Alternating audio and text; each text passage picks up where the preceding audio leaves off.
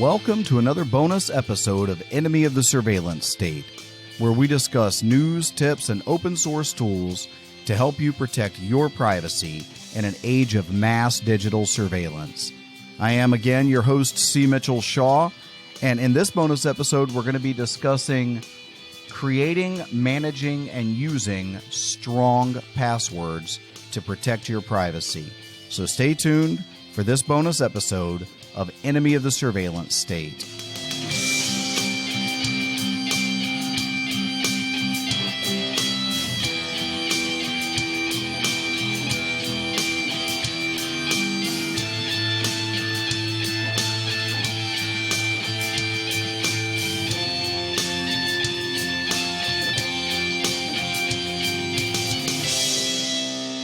Okay, so I've said this before, but I'll begin this bonus episode by saying that your security and privacy chain is only as strong as its weakest link. So it doesn't really matter if you've encrypted all of your hard drives, you've encrypted your mobile device, you're using the most privacy-friendly softwares and email services. If your passwords are weak, it will take someone no time at all to breach your trust, to breach your privacy, and to rob you of your security.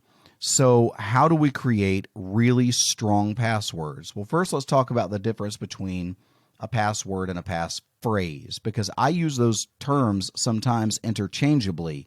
But when I say password, I usually mean passphrase.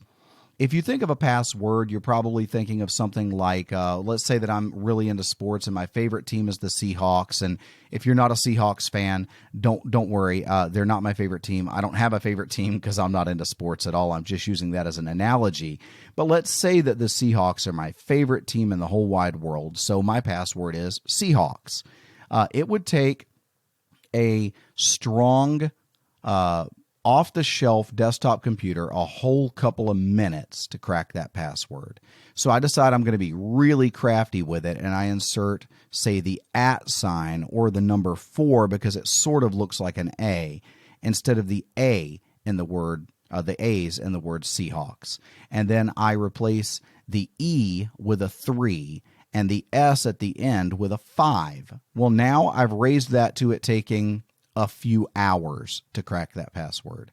Now that's on a typical desktop computer, a modern desktop computer. Let's imagine that a police agency or a federal agency has, and I'm sure they do, computers that are many thousands, if not millions of times more powerful. It would take them a whole couple of seconds to crack your password, because what they're going to use is something called a dictionary attack. It's always the first thing that they do. A dictionary attack basically goes through every known word in any given language. So they would start with English. Since I'm an English speaker, they would just assume that my password is in English, and they would run through the dictionary. And they've got a computer program like Jack the Ripper or something like that that just runs through one word after another, including spelling variations of those words. And eventually they hit on my password. Now, I can complicate that some by doing what's called a passphrase, which is way preferable to a password.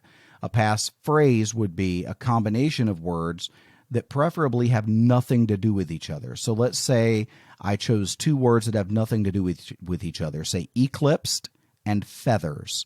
And I create a password that is eclipsed feathers. Now, those words have nothing to do with each other. No computer program is going to tie them together into a combination. It's not like I put, baseball field, right? Like that would come up pretty quickly. But eclipsed feathers, not so much. Now, I increase that even still by substituting numbers for some of the letters. Now, I've raised that from a few weeks to probably a billion years for it to take a desktop computer to crack that password. Billion years, I don't really care. But again, the problem is that those words came out of my psyche.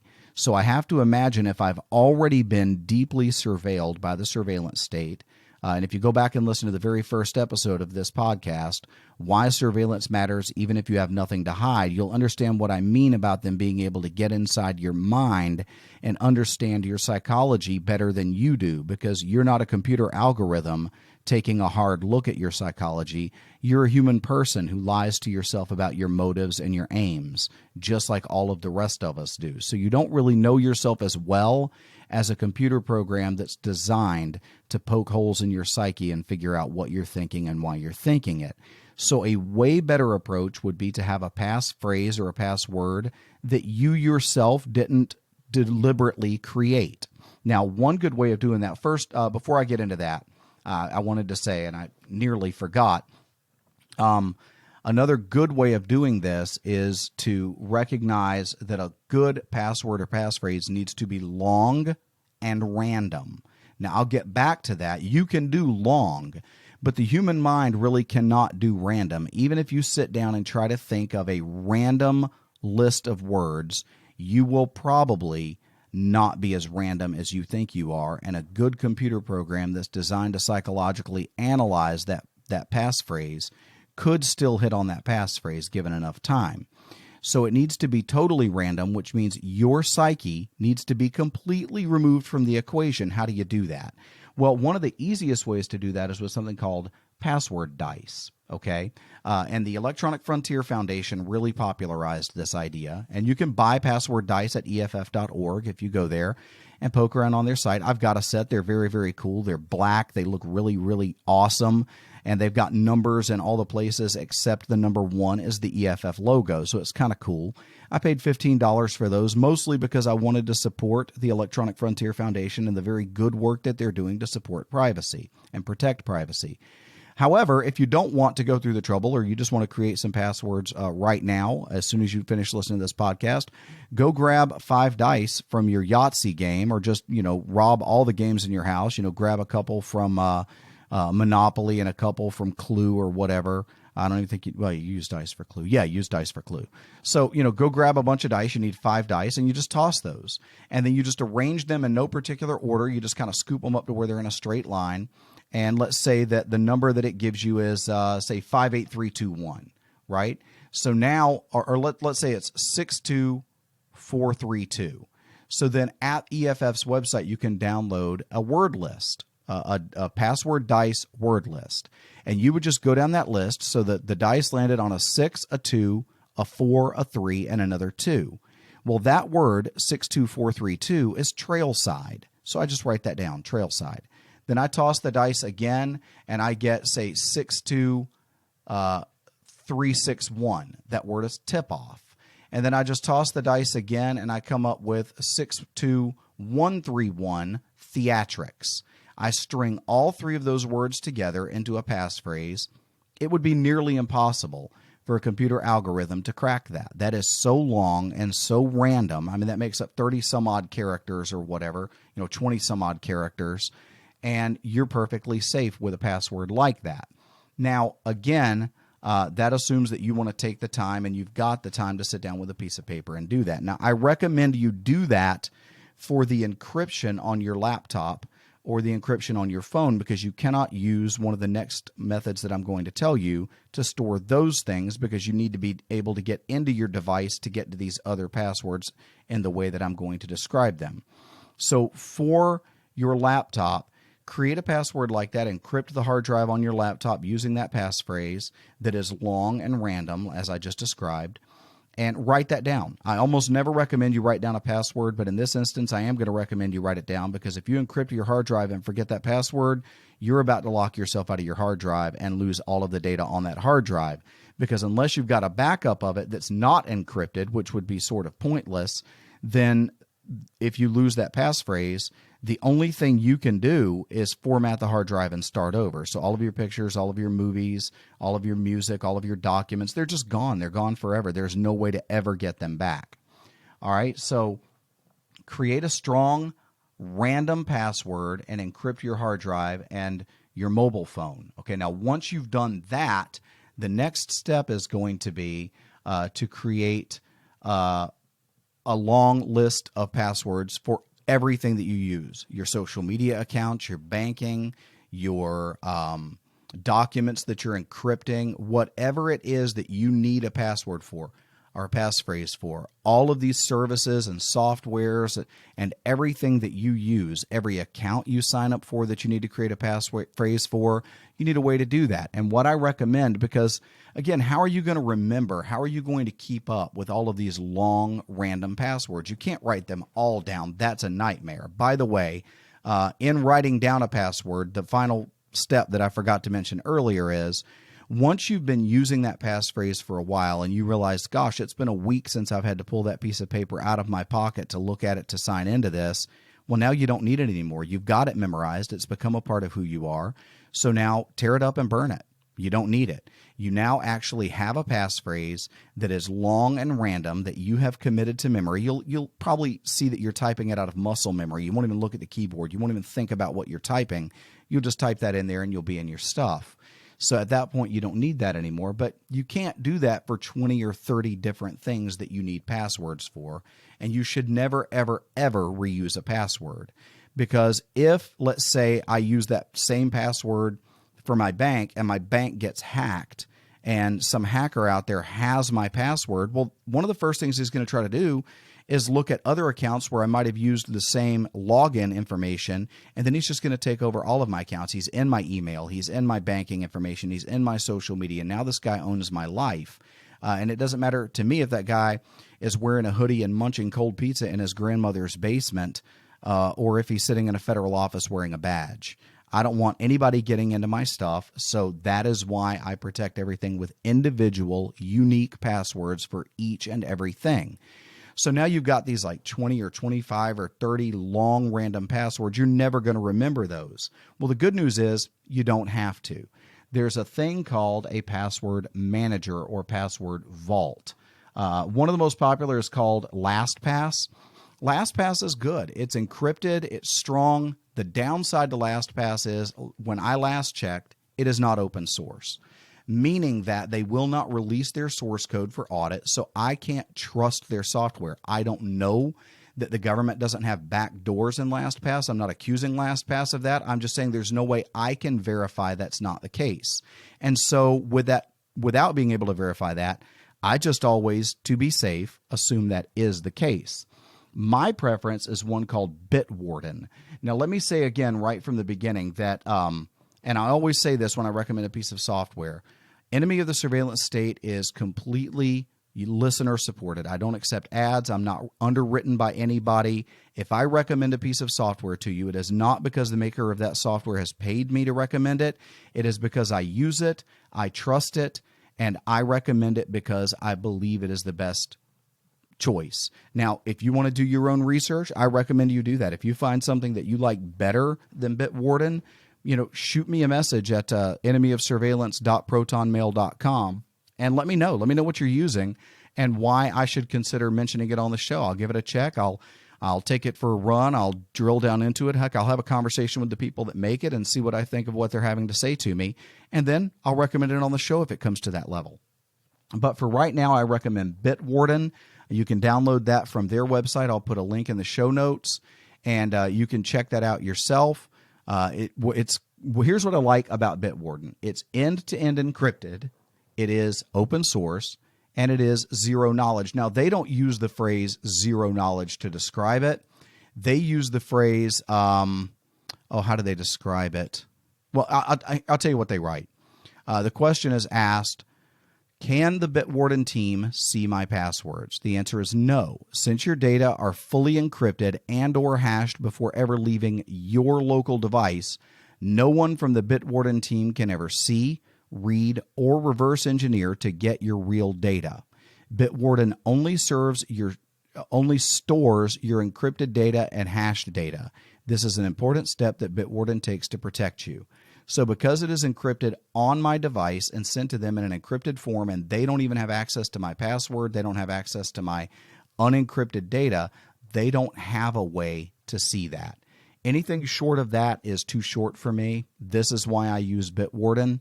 So it is cross-platform also, meaning that you can use this on Linux, Mac, or Windows. And it is cross-device. So I'm able to use this on my laptop. I'm able to use this on my mobile device. I can use this on any laptop anywhere. So I can create a password using Bitwarden because it actually has a password generator. I could just click a button and it'll come up with some long random string of numbers, letters, and characters that would be incredibly impossible, totally and completely impossible for anyone to ever guess. The mathematics are just against it. It's never going to be guessed. It's never going to be hacked. It's never going to be cracked. Okay? And then I'm able to apply that password to any given account that I'm signing into. If I'm changing a password or signing up for a new account or whatever I'm doing, then I'm able to just make that long random string that I don't know and would never be able to memorize. I'm able to make that my passphrase or password for that account. Then that is stored in my Bitwarden vault that I can access on any of my devices because I decrypt that information to bring it back to myself on either my mobile phone or my laptop. If I'm out of town and I've got to use somebody else's computer, say I'm at my mother-in-law's house and I'm using one of her computers, I would just install Bitwarden for a moment, log in, get all my login information, and then jump right over to the account that I need to get into. And when I'm done, I would just delete that from her computer so she doesn't ask me what that is later. And if you're listening to this, mom-in-law, yeah, I've done that before. Okay, so it also has an autofill feature through browser add-ons. So if you're using the Chrome or Chromium browser, if you're using Firefox, if you're using Brave, they all have browser add-ons that bring in this autofill feature for Bitwarden. So I've got that on the Brave browser on my laptop.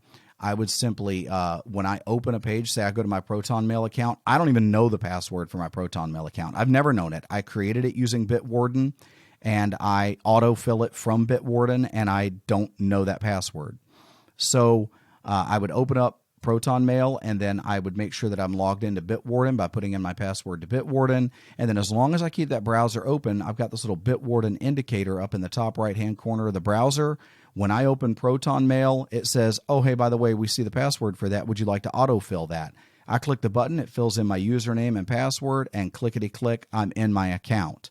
If I close the browser, I would have to log back in to Bitwarden, but as long as I leave the browser open while I'm having my work session, whatever it is I'm doing, I can log back into something else if I've logged out of it. I can log into something I've not yet logged into, as long as I have stored that password in Bitwarden. So, like I say, it's multi-platform and multi-device. Because of this, I don't have to remember 20 or 30 passwords. I know 4 of my own passwords, period. I know the password to decrypt my phone. I know the password to decrypt the encryption on my laptop. I know the password to log into the user account on my laptop.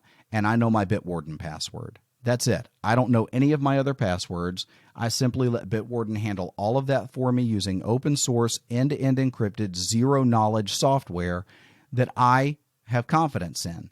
So check it out yourself. I'll put links in the show notes. I'm also going to put something in there where you can check the strength of a password. Now, there's a caveat here. This is a website called howsecureismypassword.net. When you go to that website, you can type in a password, and they'll tell you how long it would take a desktop computer to crack that password. I really like howsecureismypassword.net, but there's a warning right on their page that tells you they could be stealing your password. Okay? They say, we're not, but we could be. Well, that's true. They could be. So here is a way around that. What you do is you log into the website. Once it's up and loaded, all the scripts are running. It's able to do what it's going to do. Now disconnect your laptop or your desktop from the internet. Just kill the internet connection. Unplug the cable. Turn off the Wi-Fi card. Do whatever you have to do to know that you are completely offline at this point. Then test your password. It'll run. You can even refresh the page and test another password, test another password, test another password without reconnecting to the internet. Once you're all done and before you reconnect to the internet, wipe your browser history for the last hour or 24 hours or however long you've had that page open, and then you can reconnect to the internet, and nothing from that session on that page still exists to be sent back to whoever is running howsecureismypassword.net. So just to give you an idea, that password that I tossed out earlier, Eclipsed Feathers, using a few extra letters or numbers instead of letters, it would take a desktop computer 1 trillion years to crack that password. Now, if I imagine that the federal government has a computer that is, say, 1,000,000 times more powerful than a typical desktop computer, it would still take them 1 billion years No, a billion. 100 million years, however many zeros that is. I always lose zeros when I try to do this.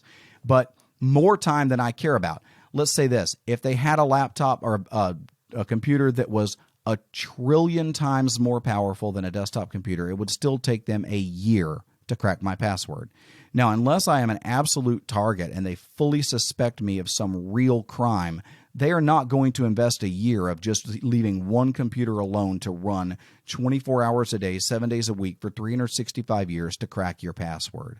Unless you are a suspect in a crime and they've decided that they are going to come after you. For the rest of us who are just trying to live our lives privately, this is overkill, and I like overkill in this regard. I want to say before I close this out that, again, Enemy of the Surveillance State is completely listener-supported. I know that with the whole COVID thing right now, and I've said this several times, if you're in a tight spot because of COVID, I do not expect you to pop over to the Patreon page and begin supporting this podcast. I don't expect you to head over to the Teespring account and purchase any merchandise to support the podcast. For those of you who can do that, please do. The show is listener-supported. I accept no funding from anyone except my listeners. And on that note, I want to take a moment to thank Jonathan. I had a great conversation online the other day with Jonathan. Jonathan, you know who you are. You're my very first patron ever. God bless you, brother. Really appreciate your support.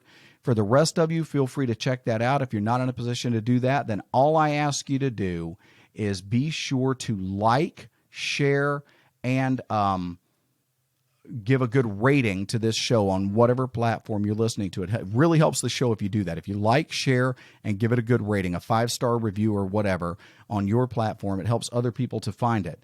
So that's it for this bonus episode. Go secure your stuff with strong passwords and keep it all private. Until next time, thanks for listening to Enemy of the Surveillance State, and God bless you. Stay safe out there.